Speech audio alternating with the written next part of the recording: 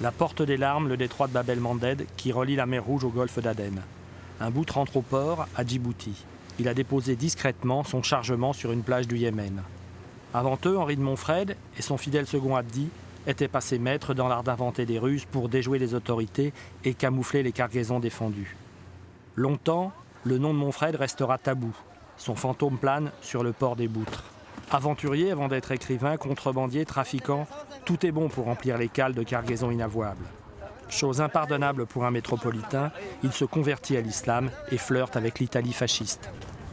Le bateau, il va où là? À Yémen. Il va au Yémen? Ouais. Et qu'est-ce qu'il y a dedans là dedans?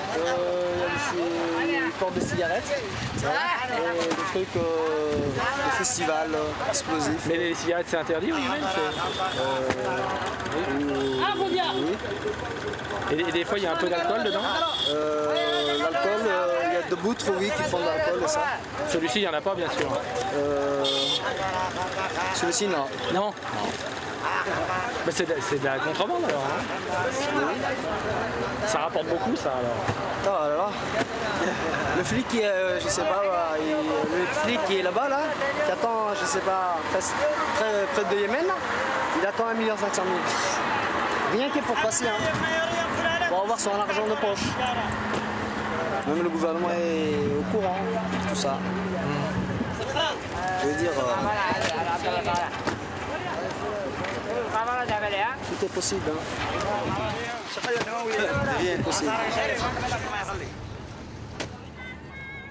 Tout est possible, c'est ce que pensait Rimbaud quand il arrive dans la région en 1880.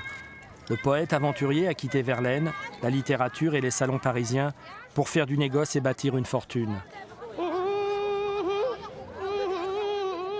Personnage respectable, son souvenir reste très présent. La grande place qui fait le lien entre le quartier indigène et la ville européenne s'appellera jusqu'en 1977 la place Arthur Rimbaud.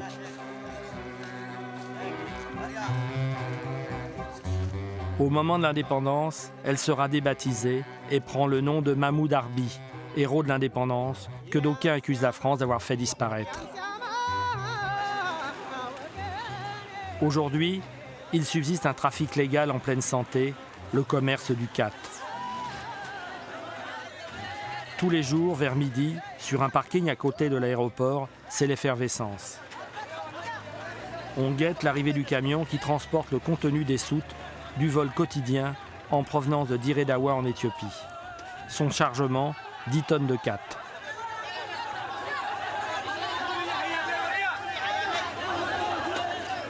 La panique et le désordre ne sont qu'apparence. Chacun sait ce qui lui revient. Tous les sacs de khat ont un destinataire désigné. Abdoulaye fait le commerce du khat.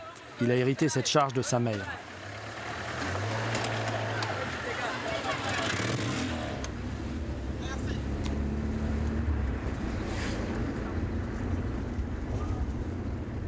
Le khat doit se consommer frais. Il ne faut pas perdre de temps. Lui là, c'est périssable, il ne va pas durer longtemps, n'est-ce pas? Donc on a de 1h jusqu'à 7h du soir. C'est pour ça qu'on marche si vite pour l'emmener l'endroit. Celui-ci est accueilli la veille au soir près de Harar sur les plateaux éthiopiens. Transportés par avion, les revendeurs se précipitent pour le livrer dans la ville et partout dans le pays.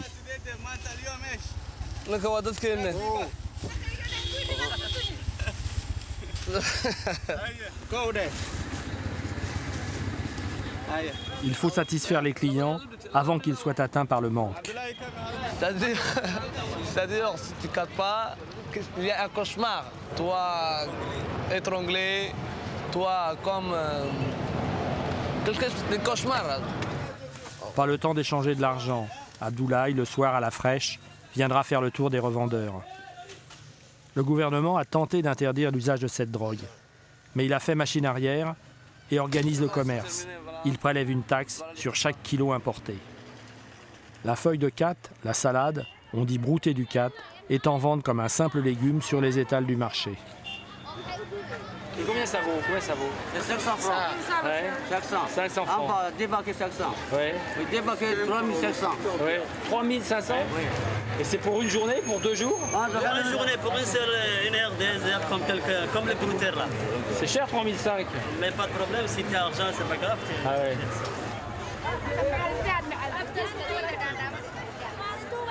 Cette ville évoque une sous-préfecture française où les fonctionnaires auraient troqué leur chapeau pour un casque colonial. Elle a longtemps abrité un monde cosmopolite de fonctionnaires, militaires, commerçants, personnages à la mentalité douteuse.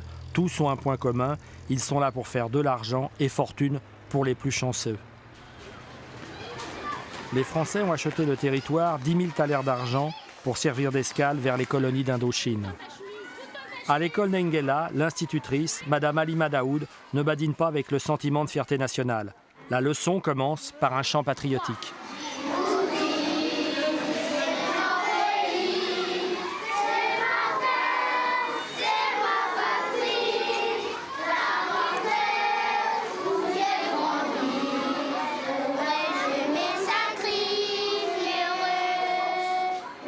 Qu'est-ce qu'a fait les Français quand ils sont venus à Djibouti? Dans notre pays, ils ne sont pas venus à Djibouti, ils sont venus dans notre pays. Ils sont installés où? Pourquoi? Qu'est-ce qu'ils connaissent? D'abord, quand est-ce qu'ils sont venus? Qui va me donner la date? Lève-toi, oui? En 1862. La naissance de Djibouti. Djibouti est né. Depuis cette date, la présence française protège la République de Djibouti. À l'ouest, l'Éthiopie n'aurait bien fait qu'une bouchée de ce petit État 100 fois moins peuplé. À l'est, à Aden, la capitale du Yémen, un navire de guerre américain et un pétrolier français ont été victimes d'attentats. Au sud, en Somalie, c'est la loi des seigneurs de guerre. Ils font vivre la majorité du pays dans l'anarchie. Djibouti est la clé de la mer Rouge et le verrou de l'océan Indien. Aujourd'hui, la petite République fait partie de la grande coalition antiterroriste. Des Espagnols, des Allemands et un bon millier d'Américains se sont installés dans le calme de ses eaux. Berbera, le grand port somalien, ne travaille plus. Son commerce traditionnel, l'exportation de bétail, a été détourné vers Djibouti. Ce bateau fait du cabotage dans la mer Rouge. Aujourd'hui, il charge des dromadaires. L'exportateur, Ali El Aïda Aboukassem, est soudanais. Il nous dit son désespoir. Ce dromadaire a 9 ans. Where you buy the camel? J'ai acheté ces dromadaires en Éthiopie. How long it takes to buy the camel? Il m'a fallu 3 mois pour rassembler ces 600 bêtes. Where are you going now? Je vais par bateau en Égypte. Il me faut 10 jours. And Egypt to go to eat in Egypt? Je vais les vendre sur un marché. Les Égyptiens adorent la viande de dromadaire.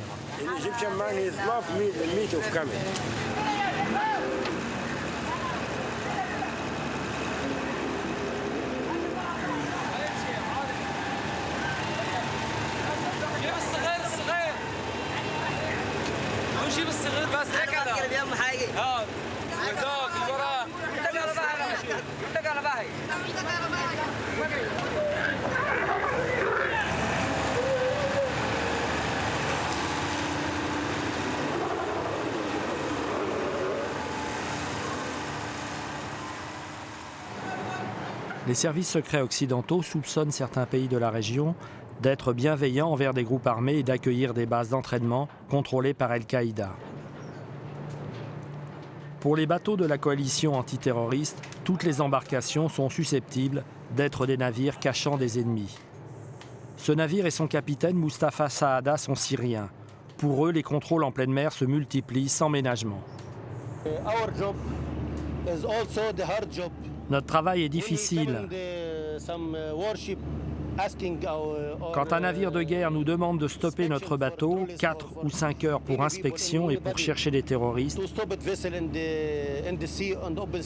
ils viennent systématiquement avec des armes automatiques. Mes marins, 12 à 15 personnes, sont inoffensifs.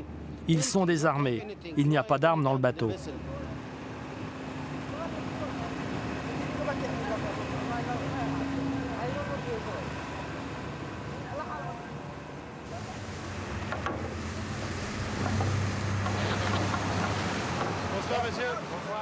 Depuis 1985, Hamzar Haïdar est pilote au port de Djibouti. Il prend en charge les bateaux pour entrer et sortir.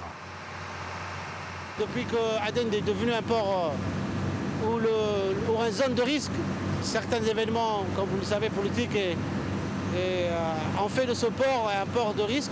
Les assurances ont du même coup augmenté leurs tarifs et certains bateaux n'arrivent plus à aller à Aden pour décharger leurs marchandises.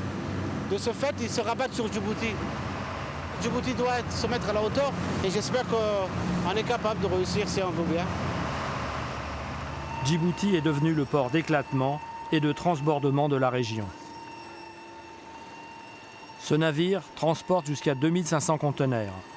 Toutes les semaines, un navire semblable à celui-ci fait escale à Djibouti. C'est ce qu'on appelle un Moser. Une partie des conteneurs sera rechargée sur des navires plus petits pour être débarqués à Mombasa, Dar es Salaam ou Port-Soudan. Des ports avec un trop faible tirant d'eau ou aux installations portuaires insuffisantes. Le port de Djibouti s'était endormi. Aujourd'hui, il veut profiter de la nouvelle donne. 2 nouveaux portiques de la dernière génération ont été installés. Le projet d'un nouveau port à Doralé a vu le jour en partenariat avec Dubaï.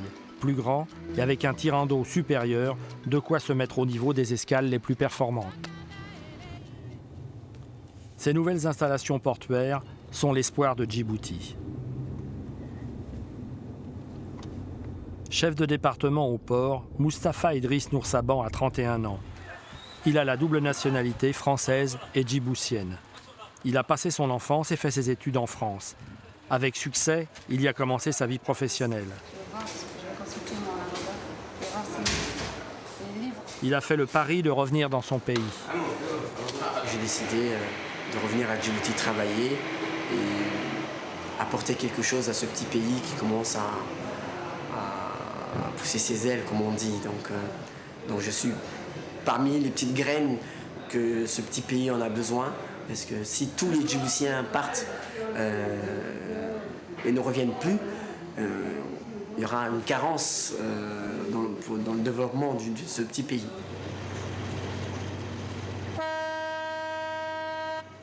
À la fin du XIXe siècle, Ménélik, l'empereur d'Abyssinie, est un féodal qui découvre la modernité. Pour contrer l'influence des Anglais et des Italiens, il octroie à la France le droit de construire un chemin de fer pour ouvrir son pays au monde moderne et relier Addis Abeba, sa nouvelle capitale, au port de Djibouti. Déjà en son temps, Rimbaud pensait un chemin de fer au vu des difficultés pour livrer à l'empereur Ménélik les fusils réformés qui lui permettront de combattre les troupes italiennes. Adwa sera la première victoire d'une nation africaine sur un pays européen.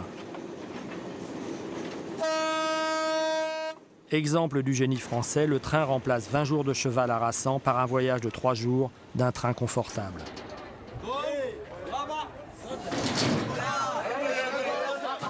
C'est ce train qui nourrit Djibouti.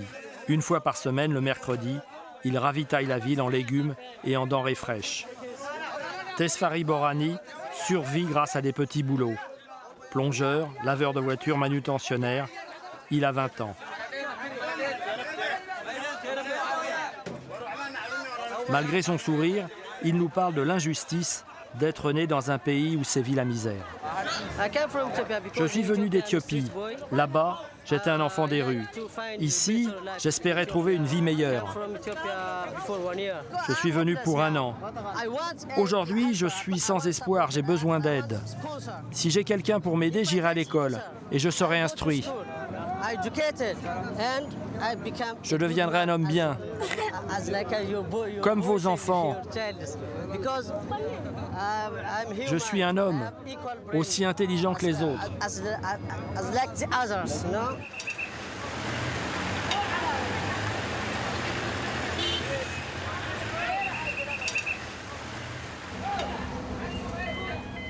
Cette année encore, la sécheresse sévit en Éthiopie. Il n'a pas plu et le teff, la céréale qui permet de cuisiner l'injera, la base de nourriture, ne pousse pas. On craint une nouvelle famine. Le monde se mobilise pour enrayer cette malédiction. Cette année, l'Éthiopie sera le pays qui recevra la plus grosse aide alimentaire. Plus de 30 bateaux, 3 chaque mois dans le port de Djibouti. Les USA ont répondu le plus vite. 95% de l'aide viendra des surplus agricoles américains, achetés 135 $ la tonne. Responsable d'une équipe, Ismaël Ali Nyengai est chargé de vérifier le chargement. Il pousse au rendement, il nous appelle et nous raconte. Moi et mon équipe, nous travaillons vite et bien. Nous avons vidé le bateau en 7 jours. Vous vous rendez compte, entièrement en même pas 7 jours. Nous avons choisi des hommes jeunes pour ne pas retarder le déchargement. C'est pour nos frères d'Éthiopie. Ils ont faim. Nous devons être efficaces pour les aider. Ici, chez nous, la situation est bonne, pas chez eux. Il faut aider ces pauvres Éthiopiens. Et le déchargement continue, de jour comme de nuit. 3 équipes de dockers se relaient. Aujourd'hui, Ismaël est fier et tous les dockers avec lui. Un record a été battu. 170 camions sont partis vers l'Éthiopie. Il paraît qu'il y a eu une sécheresse là-bas et que moi, comme j'ai entendu à la radio qu'il y avait 14 millions de personnes qui crèvent de faim, c'est dans les dires des radios, de la BBC surtout. Et je crois que ce n'est que ça, quoi. En tout cas, nous acheminons tous les jours, ou presque tous les jours, des produits venant de l'extérieur pour l'Éthiopie. Imaginez, ils sont 63 millions alors que nous, on ne fait que même pas 800. Qu'on venait au revenu. Eux, ils s'étaillent de chez eux, ils viennent ici. Et c'est à nous de les nourrir aussi. C'est quand même quelque chose. Hein. Ça nous touche, nous. Ça vous touche, oui. Aux mêmes frontières. Tu vois un voisin qui rentre dans ton pays qui a faim, bah, tu peux imaginer, on en a chaque jour de plus. On est obligé d'accepter de les recueillir, c'est tout.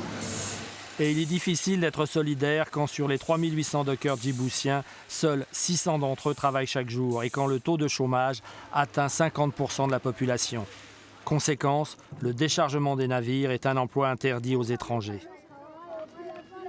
Sur le territoire de la République de Djibouti, il y a 2 camps de réfugiés. Ce sont des camps ouverts. Les 23 000 réfugiés sont libres d'aller et venir. Certains se sont donc installés dans les faubourgs de Djibouti. Leur espoir, quitter cette vie d'attente et d'assister. Aden Abdi Hachi et Mohamed Daher Enmi sont 2 frères.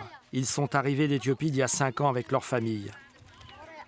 Pourquoi sont-ils ici? Ils s'étonnent de notre question. Comprenez, si nous avions de quoi manger et le ventre plein, nous n'aurions jamais quitté l'endroit où nous habitions. Je suis venu ici avec ma famille pour trouver du travail. Son frère enchaîne.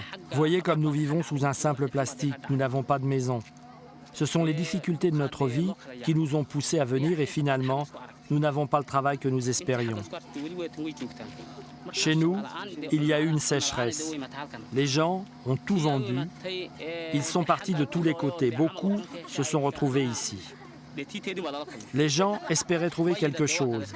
Mais depuis ce temps, rien n'a changé. Je vais au port chercher du travail. Certains jours, je trouve un emploi, mais le plus souvent, il n'y en a pas. Nous n'avons rien. Les pauvres n'ont que Dieu pour les nourrir.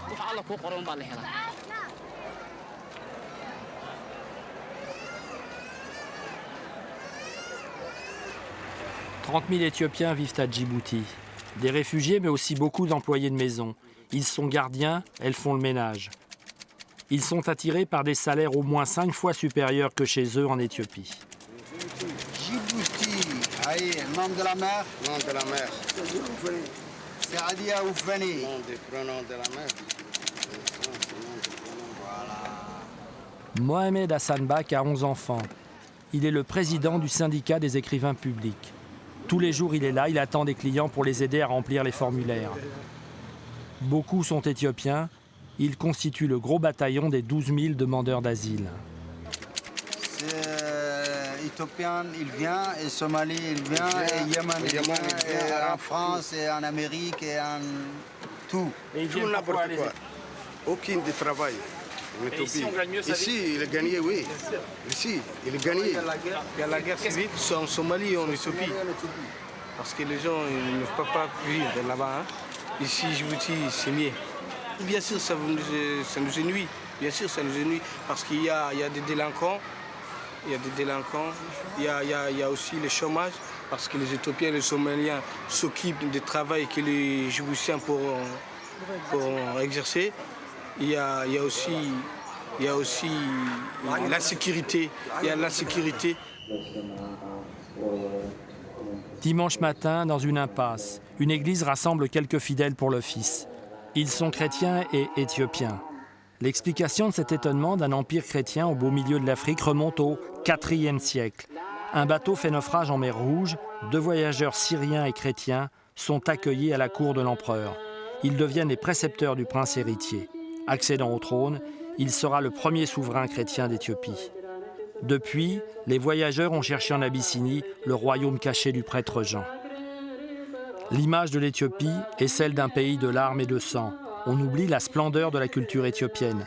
La légende du royaume de la reine de Saba, dont le fils Ménélik rapporte en Éthiopie l'Arche d'Alliance, son ancienne capitale, Aksum, dont les Grecs anciens citaient le rayonnement, et Lalibela et ses 11 églises taillées dans le rocher par des ouvriers le jour, les anges finissant le travail la nuit. Pour s'assurer que tout le blé arrive au destinataire, le PAM, le Programme alimentaire mondial, a imposé des mesures très strictes pour le comptage des sacs, au départ comme à l'arrivée. Salomon Ganessé est responsable de sa cargaison. Il a déjà fait 5 voyages. Chaque sac manquant sera facturé 8,75 €. Je vais livrer ce blé à Makale, la capitale du Tigré. Après, je reviens à Djibouti avec mon camion pour une nouvelle livraison. Pourquoi vous ne nous aidez pas à construire un système d'irrigation? Chaque année, vous nous donnez du blé. Ce dont nous avons le plus besoin, c'est de l'irrigation, comme au lac Abaye, Tagazé ou Wahabi.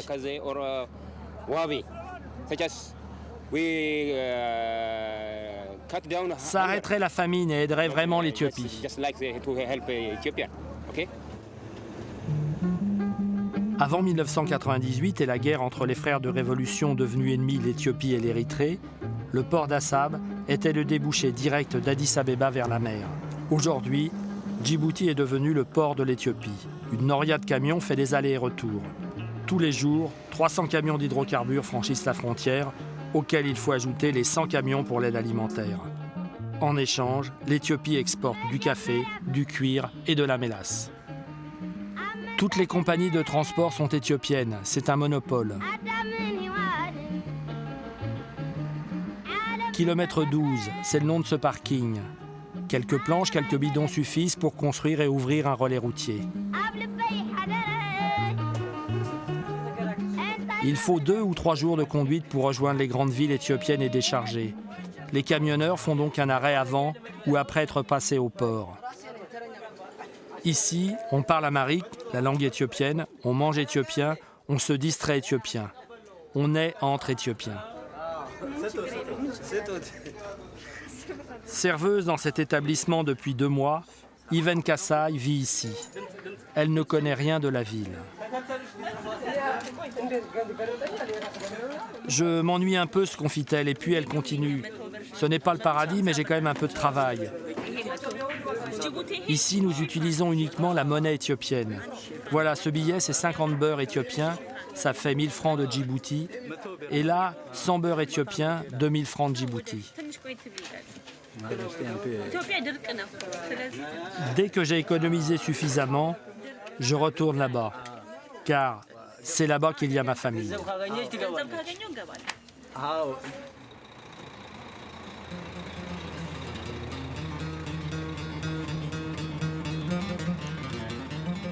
En 1930, en arrivant à Djibouti, Albert Londres s'écriait « Quelle oasis ! Paradis de calme et de tranquillité au milieu de voisins turbulents, Djibouti est un radeau au milieu d'une mer agitée, protégé par des armées étrangères, force de protection et force d'occupation. Mais c'est le prix à payer pour le bien-être des habitants de Djibouti comparé à leurs voisins. Rareté parmi les pays africains, leur revenu a plus que doublé depuis l'accession de leur pays à l'indépendance.